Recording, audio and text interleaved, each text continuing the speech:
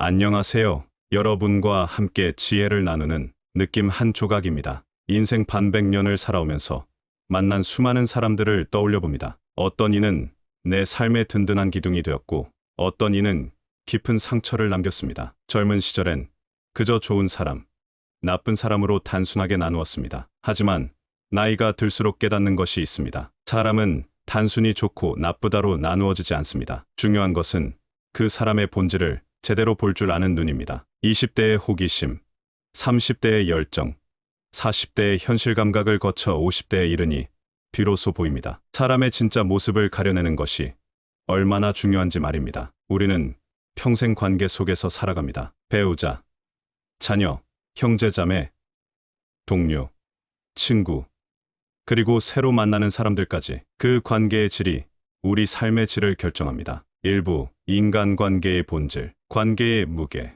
50대를 넘어서면 알게 됩니다. 인간관계는 숫자가 아니라 깊이라는 것을. 페이스북 친구 1000명보다 진짜 친구 3명이 더 소중합니다. 하지만 그 3명을 제대로 고르는 일이 얼마나 어려운지도 알게 됩니다. 젊은 시절에는 함께 웃고 떠들면 친구라고 생각했습니다. 같은 취미를 가지고, 같은 술을 마시고, 같은 이야기에 웃으면 됐습니다. 하지만 세월이 흐를수록 깨닫게 됩니다. 진정한 관계는 좋을 때가 아니라 어려울 때 증명된다는 것을. 시간이 가르쳐준 것들. 20년, 30년 인생을 살아오면서 만난 사람들을 돌아봅니다. 처음엔 참 좋은 사람이라고 생각했는데, 시간이 지나면서 실망했던 사람들. 반대로 처음엔 별로였는데 알면 알수록 깊이를 느끼게 된 사람들. 그 차이는 무엇일까요? 결국 그 사람의 본질을 제대로 보지 못했기 때문입니다. 겉으로 드러나는 모습에만 집중했기 때문입니다. 사람은 연기를 할 수 있습니다. 며칠,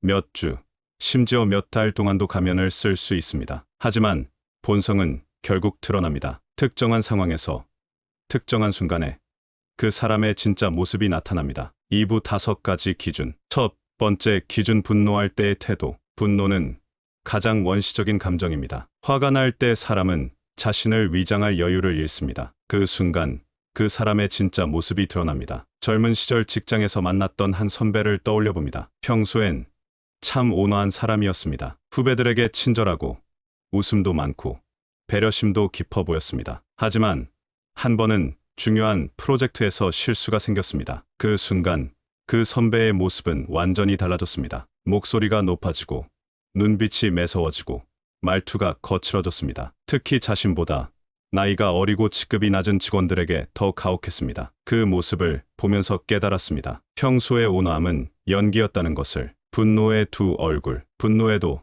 두 가지가 있습니다. 의로운 분노와 감정적 분노입니다. 의로운 분노는 옳지 않은 일에 대한 건전한 반응입니다. 부정을 보고 화를 내고 불의를 보고 분개하는 것은 자연스럽습니다. 하지만 감정적 분노는 다릅니다. 자신의 자존심이 상했을 때, 자신의 이익이 침해당했을 때 폭발하는 감정입니다. 이런 분노는 파괴적입니다. 주변 사람들을 상처 입히고 관계를 망가뜨립니다. 공자는 분노는 한순간이지만 그 결과는 평생 간다고 했습니다. 화를 내는 그 순간에 그 사람의 인격이 드러납니다. 분노를 다스리는 사람. 반면에 분노를 다스릴 줄 아는 사람들도 있습니다. 화가 나도 말을 아끼고 감정을 추스려 노력합니다. 목소리를 높이는 대신 조용히 상황을 정리합니다. 상대방을 인격적으로 모독하지 않고 문제의 본질에 집중합니다. 이런 사람들은 자기 자신과 싸울 줄 아는 사람들입니다. 내면의 분노라는 야수를 길들일 줄 아는 사람들입니다. 그런 사람은 다른 사람과의 관계에서도 신뢰할 수 있습니다. 두 번째 기준, 약자에 대한 태도. 사람의 진짜 인격은 약자를 대하는 태도에서 태어납니다. 권력이 있을 때, 힘이 있을 때, 우위에 있을 때 어떻게 행동하는가. 이것이 그 사람의 본질을 보여줍니다. 한 회사의 임원이었던 지인을 떠올려 봅니다. 동료들 사이에서는 참 괜찮은 사람으로 통했습니다. 유머도 있고 솔직하고 일도 잘했습니다. 하지만 그가 부하 직원들을 대하는 모습은 달랐습니다. 자신의 실수를 부하 직원에게 떠넘기고 자신의 공을 혼자 가져가려 했습니다. 회의에서는 부하 직원의 의견을 무시하고 개인적인 자리에서는 함부로 대했습니다. 권력의 시험. 권력은 사람을 변화시키지 않습니다. 권력은 사람의 본성을 드러낼 뿐입니다. 숨겨져 있던 모습이 권력이라는 렌즈를 통해 확대되어 나타납니다. 진짜 좋은 사람은 권력을 가져도 변하지 않습니다. 오히려 더 겸손해지고 더 배려심이 깊어집니다. 약한 사람을 보호하려 하고 자신의 영향력을 선하게 사용합니다. 장자는 물은 낮은 곳으로 흐른다고 했습니다. 진짜 강한 사람은 자신을 낮추고 약한 사람을 끌어올립니다. 일상에서의 작은 신호들, 음식점에서 서빙하는 직원에게 어떻게 말하는지 보십시오. 택시 기사에게 어떤 태도를 보이는지 보십시오. 청소하는 분들에게 어떻게 인사하는지 보십시오. 이런 작은 일상에서 그 사람의 진짜 모습이 드러납니다. 아무도 보지 않는 곳에서의 태도가 그 사람의 진짜 인격입니다. 세 번째 기준, 이익 앞에서의 양심. 이익과 양심이 충돌할 때 그 사람이 어떤 선택을 하는가? 이것이 그 사람의 진짜 가치관을 보여줍니다. 사업을 하던 지인의 이야기입니다. 평소엔 참 의리 있는 사람이라고 생각했습니다. 어려운 일이 있으면 도와주고 약속은 꼭 지키는 사람이었습니다. 하지만 큰 계약을 앞두고 그의 모습이 달라졌습니다. 자신에게 불리한 조건은 숨기고 상대방에게 유리한 정보는 감췄습니다. 심지어 오랜 동업자를 배신하고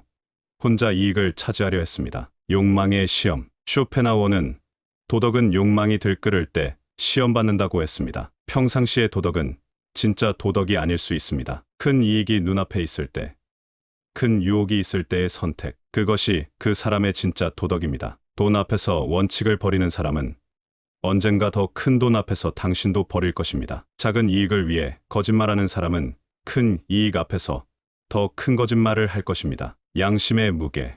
양심을 지킨다는 것은 때로 손해를 감수하는 것입니다. 당장 이익을 포기하고 어려운 길을 선택하는 것입니다. 하지만 그런 선택을 하는 사람만이 진정한 신뢰를 받을 수 있습니다. 장기적으로 보면 양심을 지키는 것이 더 큰 이익을 가져다 줍니다. 신뢰는 돈으로 살 수 없는 가장 귀한 자산이기 때문입니다. 네 번째, 기준 잘못에 대한 태도. 누구나 실수를 합니다. 완벽한 사람은 없습니다. 중요한 것은 그 실수를 어떻게 다루느냐입니다. 젊은 시절 함께 일했던 동료를 떠올려 봅니다. 능력도 있고 성격도 좋은 사람이었습니다. 하지만 한 가지 문제가 있었습니다. 자신의 잘못을 인정하지 않으려 했습니다. 실수를 하면 변명부터 늘어놓았습니다. 다른 사람 탓을 하거나 상황 탓을 했습니다. 심지어 자신의 실수를 다른 사람의 책임으로 돌리기도 했습니다. 성장의 기회. 실수는 성장의 기회입니다. 잘못을 인정하고 그 원인을 분석하고 다시는 반복하지 않으려 노력할 때 사람은 성장합니다. 하지만 잘못을 부정하거나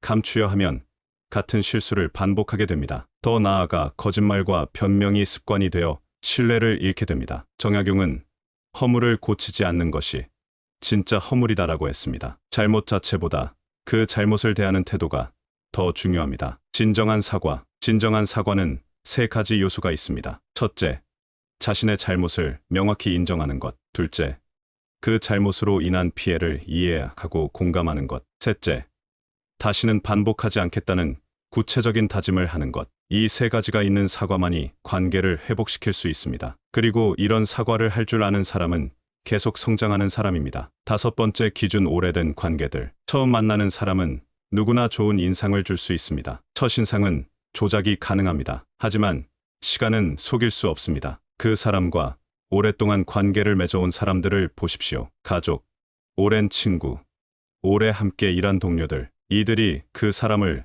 어떻게 평가하는지가 진짜 평판입니다. 시간의 증언. 한 사업가를 만날 기회가 있었습니다. 처음 만났을 때는 참 인상이 좋았습니다. 말도 잘하고 유머도 있고 비전도 있어 보였습니다. 하지만 그와 오래 일한 직원들의 이야기는 달랐습니다. 변덕이 심하고 약속을 잘 지키지 않고 책임을 떠넘기는 일이 많다는 것이었습니다. 시간은 거짓말을 하지 않습니다. 일관성의 힘. 진짜 좋은 사람은 시간이 지나도 평판이 일관됩니다. 20년 전에도 좋은 사람이었고 지금도 좋은 사람입니다. 상황이 바뀌어도 지위가 바뀌어도 본질은 변하지 않습니다. 이런 일관성이야말로 신뢰의 기초입니다. 공자는 사람을 알고자 하거든 그 벗을 보라고 했습니다. 그 사람 주변에 어떤 사람들이 있는지, 그들과 어떤 관계를 맺고 있는지, 이것이 그 사람의 진짜 모습을 보여주는 거울입니다. 3부 기준의 적용. 나 자신을 돌아보기. 이 5가지 기준은 다른 사람을 평가하기 위한 것만이 아닙니다. 동시에 나 자신을 돌아보는 거울이기도 합니다. 나는 화가 날 때 어떤 태도를 보이는가? 나는 약한 사람을 어떻게 대하는가? 나는 이익 앞에서 양심을 지키는가? 나는 내 잘못을 인정할 줄 아는가? 나는 오랜 관계를 잘 유지하고 있는가? 성찰의 시간, 50대를 넘어서면 이런 성찰이 더욱 중요해집니다. 남은 인생에서 어떤 사람이 되고 싶은지, 어떤 관계를 맺고 싶은지, 이런 질문들이 더 절실해집니다. 다른 사람을 보는 기준이 높아질수록 나 자신에게도 더 엄격해집니다. 이것이 진정한 성장입니다. 관계의 선택, 모든 관계를 선택할 수는 없습니다. 가족, 직장 동료, 이웃 등은 선택의 여지가 적습니다. 하지만 친구, 사업 파트너, 멘토 등은 선택할 수 있습니다. 이런 선택에서 기준이 중요합니다. 좋은 기준으로 좋은 사람을 선택할 때 인생의 질이 달라집니다. 4부, 지혜로운 관계 맺기, 기다림의 미학. 좋은 사람을 찾는 일은 시간이 걸립니다. 성급하게 판단하지 마십시오. 다양한 상황에서 그 사람을 관찰하십시오. 시간을 두고 천천히 관계를 깊게 만들어 가십시오. 진짜 좋은 관계는 하루아침에 만들어지지 않습니다. 경계의 필요성. 모든 사람과 깊은 관계를 맺을 필요는 없습니다. 적절한 거리를 유지하는 것도 지혜입니다. 특히 5가지 기준에서 의문이 드는 사람들과는 조심스럽게 관계를 맺어야 합니다. 상처받기 전에 미리 방어하는 것이 현명합니다. 관계의 계절, 관계에도 계절이 있습니다. 어떤 관계는 봄처럼 시작되어 여름처럼 무성해집니다. 하지만 어떤 관계는 가을처럼 시들어가고 겨울처럼 끝나기도 합니다. 이것은 자연스러운 일입니다. 모든 관계를 영원히 유지하려 애쓰지 마십시오. 삶의 지혜, 50년 넘게 살아오면서 깨달은 것이 있습니다. 인생의 행복은 결국 관계의 질에 달려 있다는 것입니다. 좋은 사람들과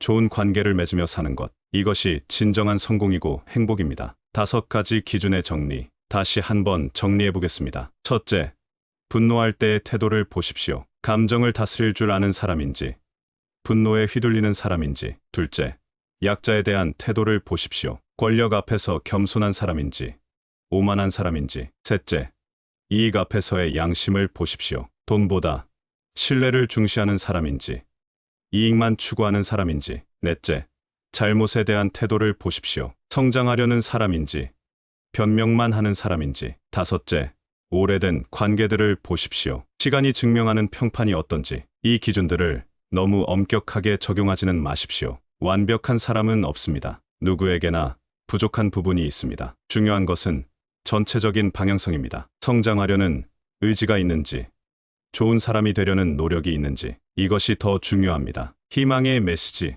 나이가 들수록 좋은 사람을 만나기 어렵다고 생각할 수 있습니다. 하지만 그렇지 않습니다. 나이가 들수록 사람을 보는 눈이 깊어지고 진짜 좋은 사람을 알아볼 수 있게 됩니다. 늦었다고 생각하지 마십시오. 지금이라도 좋은 기준으로 좋은 관계를 만들어 가십시오. 오늘 이 긴 이야기가 여러분의 인생에 작은 도움이 되길 바랍니다. 사람을 보는 눈이 깊어질수록 삶이 더 지혜로워집니다. 좋은 사람들과 좋은 관계를 맺으며 살아가는 것, 이것이 우리가 추구해야 할 진정한 가치입니다. 긴 시간 함께 해주셔서 감사합니다. 느낌 한 조각이었습니다. 다시 한번 들어보겠습니다. 안녕하세요. 함께 지혜를 나누는 느낌 한 조각입니다. 인생 반백년을 살아오면서 만난 수많은 사람들을 떠올려 봅니다. 어떤 이는 내 삶의 든든한 기둥이 되었고, 어떤 이는 깊은 상처를 남겼습니다. 젊은 시절엔 그저 좋은 사람, 나쁜 사람으로 단순하게 나누었습니다. 하지만 나이가 들수록 깨닫는 것이 있습니다. 사람은 단순히 좋고 나쁘다로 나누어지지 않습니다. 중요한 것은 그 사람의 본질을 제대로 볼 줄 아는 눈입니다. 20대의 호기심, 30대의 열정, 40대의 현실 감각을 거쳐 50대에 이르니 비로소 보입니다. 사람의 진짜 모습을 가려내는 것이 얼마나 중요한지 말입니다. 우리는 평생 관계 속에서 살아갑니다. 배우자, 자녀, 형제자매, 동료, 친구, 그리고 새로 만나는 사람들까지. 그 관계의 질이 우리 삶의 질을 결정합니다. 일부, 인간관계의 본질, 관계의 무게. 50대를 넘어서면 알게 됩니다. 인간관계는 숫자가 아니라 깊이라는 것을. 페이스북 친구 1000명보다 진짜 친구 3명이 더 소중합니다. 하지만 그 3명을 제대로 고르는 일이 얼마나 어려운지도 알게 됩니다. 젊은 시절에는 함께 웃고 떠들면 친구라고 생각했습니다. 같은 취미를 가지고, 같은 술을 마시고, 같은 이야기에 웃으면 됐습니다. 하지만 세월이 흐를수록 깨닫게 됩니다. 진정한 관계는 좋을 때가 아니라 어려울 때 증명된다는 것을. 시간이 가르쳐 준 것들. 20년, 30년 인생을 살아오면서 만난 사람들을 돌아봅니다. 처음엔 참 좋은 사람이라고 생각했는데, 시간이 지나면서 실망했던 사람들, 반대로 처음엔 별로였는데, 알면 알수록 깊이를 느끼게 된 사람들. 그 차이는 무엇일까요? 결국 그 사람의 본질을 제대로 보지 못했기 때문입니다. 겉으로 드러나는 모습에만 집중했기 때문입니다. 사람은 연기를 할 수 있습니다. 며칠, 몇 주, 심지어 몇 달 동안도 가면을 쓸 수 있습니다. 하지만 본성은 결국 드러납니다. 특정한 상황에서, 특정한 순간에 그 사람의 진짜 모습이 나타납니다. 2부 5가지 기준. 첫 번째 기준, 분노할 때의 태도. 분노는 가장 원시적인 감정입니다. 화가 날 때 사람은 자신을 위장할 여유를 잃습니다. 그 순간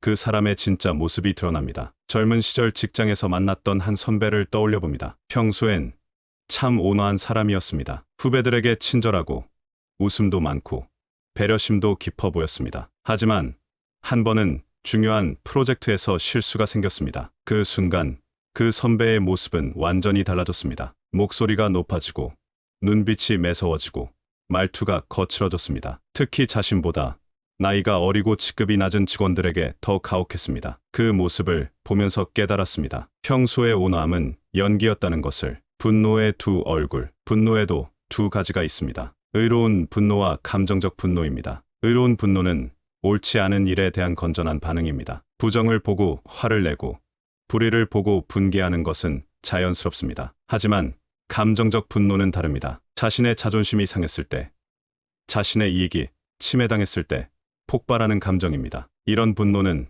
파괴적입니다. 주변 사람들을 상처 입히고 관계를 망가뜨립니다. 공자는 분노는 한순간이지만 그 결과는 평생 간다고 했습니다. 화를 내는 그 순간에 그 사람의 인격이 드러납니다. 분노를 다스리는 사람. 반면에 분노를 다스릴 줄 아는 사람들도 있습니다. 화가 나도 말을 아끼고 감정을 추스려 노력합니다. 목소리를 높이는 대신 조용히 상황을 정리합니다. 상대방을 인격적으로 모독하지 않고 문제의 본질에 집중합니다. 이런 사람들은 자기 자신과 싸울 줄 아는 사람들입니다. 내면의 분노라는 야수를 길들일 줄 아는 사람들입니다. 그런 사람은 다른 사람과의 관계에서도 신뢰할 수 있습니다. 두 번째 기준, 약자에 대한 태도. 사람의 진짜 인격은 약자를 대하는 태도에서 태어납니다. 권력이 있을 때, 힘이 있을 때, 우위에 있을 때 어떻게 행동하는가. 이것이 그 사람의 본질을 보여줍니다. 한 회사의 임원이었던 지인을 떠올려 봅니다. 동료들 사이에서는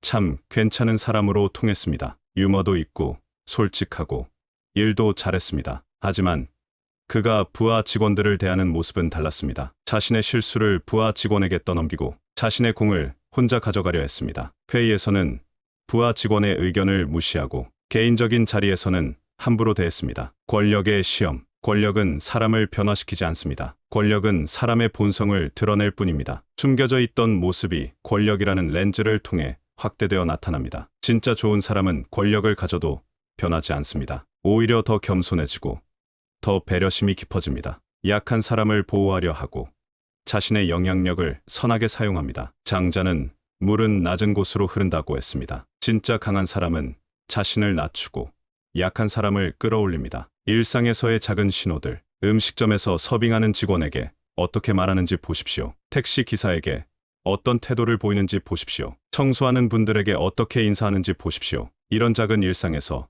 그 사람의 진짜 모습이 드러납니다. 아무도 보지 않는 곳에서의 태도가 그 사람의 진짜 인격입니다. 세 번째 기준, 이익 앞에서의 양심. 이익과 양심이 충돌할 때 그 사람이 어떤 선택을 하는가. 이것이 그 사람의 진짜 가치관을 보여줍니다. 사업을 하던 지인의 이야기입니다. 평소엔 참 의리 있는 사람이라고 생각했습니다. 어려운 일이 있으면 도와주고 약속은 꼭 지키는 사람이었습니다. 하지만 큰 계약을 앞두고 그의 모습이 달라졌습니다. 자신에게 불리한 조건은 숨기고 상대방에게 유리한 정보는 감췄습니다. 심지어 오랜 동업자를 배신하고 혼자 이익을 차지하려 했습니다. 욕망의 시험. 쇼펜하우어는 도덕은 욕망이 들끓을 때 시험받는다고 했습니다. 평상시의 도덕은 진짜 도덕이 아닐 수 있습니다. 큰 이익이 눈앞에 있을 때, 큰 유혹이 있을 때의 선택. 그것이 그 사람의 진짜 도덕입니다. 돈 앞에서 원칙을 버리는 사람은 언젠가 더 큰 돈 앞에서 당신도 버릴 것입니다. 작은 이익을 위해 거짓말하는 사람은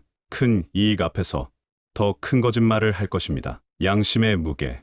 양심을 지킨다는 것은 때로 손해를 감수하는 것입니다. 당장 이익을 포기하고 어려운 길을 선택하는 것입니다. 하지만 그런 선택을 하는 사람만이 진정한 신뢰를 받을 수 있습니다. 장기적으로 보면 양심을 지키는 것이 더 큰 이익을 가져다 줍니다. 신뢰는 돈으로 살 수 없는 가장 귀한 자산이기 때문입니다. 네 번째, 기준. 잘못에 대한 태도. 누구나 실수를 합니다. 완벽한 사람은 없습니다. 중요한 것은 그 실수를 어떻게 다루느냐입니다. 젊은 시절 함께 일했던 동료를 떠올려 봅니다. 능력도 있고 성격도 좋은 사람이었습니다. 하지만 한 가지 문제가 있었습니다. 자신의 잘못을 인정하지 않으려 했습니다. 실수를 하면 변명부터 늘어놓았습니다. 다른 사람 탓을 하거나 상황 탓을 했습니다. 심지어 자신의 실수를 다른 사람의 책임으로 돌리기도 했습니다. 성장의 기회. 실수는 성장의 기회입니다. 잘못을 인정하고 그 원인을 분석하고 다시는 반복하지 않으려 노력할 때 사람은 성장합니다. 하지만 잘못을 부정하거나 감추려 하면 같은 실수를 반복하게 됩니다. 더 나아가 거짓말과 변명이 습관이 되어 신뢰를 잃게 됩니다. 정약용은 허물을 고치지 않는 것이 진짜 허물이다라고 했습니다. 잘못 자체보다 그 잘못을 대하는 태도가 더 중요합니다. 진정한 사과. 진정한 사과는 세 가지 요소가 있습니다. 첫째, 자신의 잘못을 명확히 인정하는 것. 둘째, 그 잘못으로 인한 피해를 이해하고 공감하는 것. 셋째, 다시는 반복하지 않겠다는 구체적인 다짐을 하는 것. 이 세 가지가 있는 사과만이 관계를 회복시킬 수 있습니다. 그리고 이런 사과를 할 줄 아는 사람은 계속 성장하는 사람입니다. 다섯 번째 기준. 오래된 관계들. 처음 만나는 사람은 누구나 좋은 인상을 줄 수 있습니다. 첫인상은 조작이 가능합니다. 하지만 시간은 속일 수 없습니다. 그 사람과 오랫동안 관계를 맺어온 사람들을 보십시오. 가족, 오랜 친구, 오래 함께 일한 동료들. 이들이 그 사람을 어떻게 평가하는지가 진짜 평판입니다. 시간의 증언. 한 사업가를 만날 기회가 있었습니다. 처음 만났을 때는 참 인상이 좋았습니다. 말도 잘하고 유머도 있고 비전도 있어 보였습니다. 하지만 그와 오래 일한 직원들의 이야기는 달랐습니다. 변덕이 심하고 약속을 잘 지키지 않고 책임을 떠넘기는 일이 많다는 것이었습니다. 시간은 거짓말을 하지 않습니다. 일관성의 힘. 진짜 좋은 사람은 시간이 지나도 평판이 일관됩니다. 20년 전에도 좋은 사람이었고 지금도 좋은 사람입니다. 상황이 바뀌어도 지위가 바뀌어도 본질은 변하지 않습니다. 이런 일관성이야말로 신뢰의 기초입니다. 공자는 사람을 알고자 하거든 그 벗을 보라고 했습니다. 그 사람 주변에 어떤 사람들이 있는지, 그들과 어떤 관계를 맺고 있는지, 이것이 그 사람의 진짜 모습을 보여주는 거울입니다. 3부 기준의 적용. 나 자신을 돌아보기. 이 5가지 기준은 다른 사람을 평가하기 위한 것만이 아닙니다. 동시에 나 자신을 돌아보는 거울이기도 합니다. 나는 화가 날 때 어떤 태도를 보이는가? 나는 약한 사람을 어떻게 대하는가? 나는 이익 앞에서 양심을 지키는가? 나는 내 잘못을 인정할 줄 아는가? 나는 오랜 관계를 잘 유지하고 있는가? 성찰의 시간. 50대를 넘어서면 이런 성찰이 더욱 중요해집니다. 남은 인생에서 어떤 사람이 되고 싶은지, 어떤 관계를 맺고 싶은지, 이런 질문들이 더 절실해집니다. 다른 사람을 보는 기준이 높아질수록 나 자신에게도 더 엄격해집니다. 이것이 진정한 성장입니다. 관계의 선택. 모든 관계를 선택할 수는 없습니다. 가족, 직장 동료, 이웃 등은 선택의 여지가 적습니다. 하지만 친구, 사업 파트너, 멘토 등은 선택할 수 있습니다. 이런 선택에서 기준이 중요합니다. 좋은 기준으로 좋은 사람을 선택할 때 인생의 질이 달라집니다. 4부, 지혜로운 관계 맺기. 기다림의 미학. 좋은 사람을 찾는 일은 시간이 걸립니다. 성급하게 판단하지 마십시오. 다양한 상황에서 그 사람을 관찰하십시오. 시간을 두고 천천히 관계를 깊게 만들어 가십시오. 진짜 좋은 관계는 하루아침에 만들어지지 않습니다. 경계의 필요성. 모든 사람과 깊은 관계를 맺을 필요는 없습니다. 적절한 거리를 유지하는 것도 지혜입니다. 특히 5가지 기준에서 의문이 드는 사람들과는 조심스럽게 관계를 맺어야 합니다. 상처받기 전에 미리 방어하는 것이 현명합니다. 관계의 계절. 관계에도 계절이 있습니다. 어떤 관계는 봄처럼 시작되어 여름처럼 무성해집니다. 하지만 어떤 관계는 가을처럼 시들어가고 겨울처럼 끝나기도 합니다. 이것은 자연스러운 일입니다. 모든 관계를 영원히 유지하려 애쓰지 마십시오. 삶의 지혜. 50년 넘게 살아오면서 깨달은 것이 있습니다. 인생의 행복은 결국 관계의 질에 달려 있다는 것입니다. 좋은 사람들과 좋은 관계를 맺으며 사는 것. 이것이 진정한 성공이고 행복입니다. 5가지 기준의 정리. 다시 한번 정리해 보겠습니다. 첫째, 분노할 때의 태도를 보십시오. 감정을 다스릴 줄 아는 사람인지, 분노에 휘둘리는 사람인지. 둘째, 약자에 대한 태도를 보십시오. 권력 앞에서 겸손한 사람인지, 오만한 사람인지. 셋째, 이익 앞에서의 양심을 보십시오. 돈보다 신뢰를 중시하는 사람인지, 이익만 추구하는 사람인지. 넷째, 잘못에 대한 태도를 보십시오. 성장하려는 사람인지, 변명만 하는 사람인지. 다섯째, 오래된 관계들을 보십시오. 시간이 증명하는 평판이 어떤지. 이 기준들을 너무 엄격하게 적용하지는 마십시오. 완벽한 사람은 없습니다. 누구에게나 부족한 부분이 있습니다. 중요한 것은 전체적인 방향성입니다. 성장하려는 의지가 있는지, 좋은 사람이 되려는 노력이 있는지, 이것이 더 중요합니다. 희망의 메시지. 나이가 들수록 좋은 사람을 만나기 어렵다고 생각할 수 있습니다. 하지만 그렇지 않습니다. 나이가 들수록 사람을 보는 눈이 깊어지고 진짜 좋은 사람을 알아볼 수 있게 됩니다. 늦었다고 생각하지 마십시오. 지금이라도 좋은 기준으로 좋은 관계를 만들어 가십시오. 오늘 이 긴 이야기가 여러분의 인생에 작은 도움이 되길 바랍니다. 사람을 보는 눈이 깊어질수록 삶이 더 지혜로워집니다. 좋은 사람들과 좋은 관계를 맺으며 살아가는 것. 이것이 우리가 추구해야 할 진정한 가치입니다. 긴 시간 함께 해주셔서 감사합니다. 느낌 한 조각이었습니다.